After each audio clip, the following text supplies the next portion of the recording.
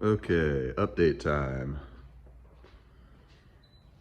Got more hardware installed on the S50.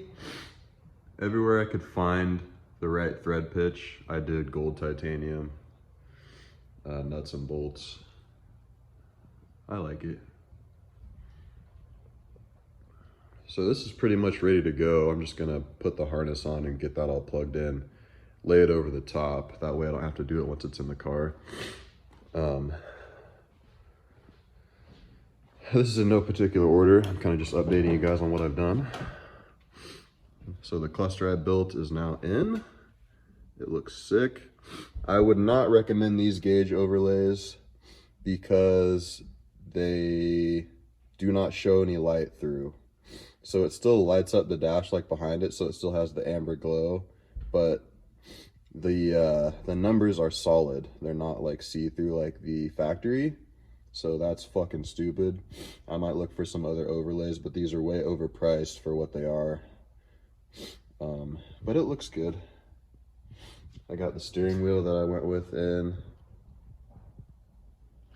with gold titanium hardware, of course.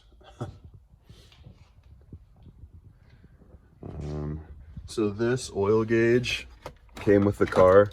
It was on a ricer ass pillar mount with another gauge. It's a VDO gauge, so I'm gonna keep it. And I got a mount off of Etsy, a 3D printed mount that'll have it sit right here. So that's gonna be gone because it's broken anyway. And then I have my radio delete plate that's gonna go there. So that'll clean that part up. And as you can see, I wasn't going to do this, but I figured it needed to be done. And now that I see the condition of it, it definitely needed to be done. I dropped the rear subframe in preparation for the Condor Speed Shop poly bushings, trailing arm bushings and subframe bushings. And I think it's Garagistic, the mount I bought, this poly diff mount. So that's all gonna be going in. As you can see, as I was pulling it, this one just fucking stripped. So clearly the bushings needed to be done. That would have sucked doing everything I'm doing to this chassis and then having shot bushings and having to drop the subframe anyway. So I'm glad I chose to do it. It wasn't very hard. I now no longer have an e-brake. I didn't want to fuck with taking that off, so I just cut it. This is going to be mostly a track car anyway, so I don't think I'll really be needing it. I cut the brake lines because, like I said, I'm doing the Chase Bay's full braided brake lines. It replaces everything. Trying to think what else. So yeah, I'm going to take a wire wheel to pretty much everything because the diff is all surface rusty and gross. And I'm gonna hit it with some just black. But yeah, just wanted to show you guys where I'm at. I took a little bit of a break because I got pretty sick for like a week. But now I'm getting back to it, so. Yeah, pace should start picking up here. I think that's it as far as updates for the build. I just wanted to show you guys where I'm at.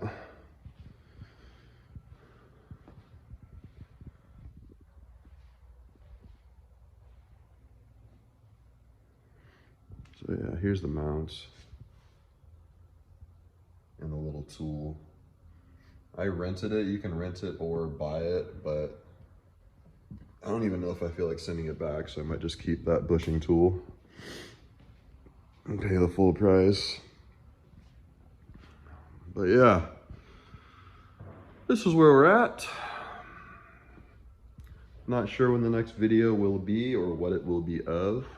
Probably a before and after of all the brake lines. I guess we'll do the before right now. So that's the ABS module. That's gonna be gone. These hard lines will be gone.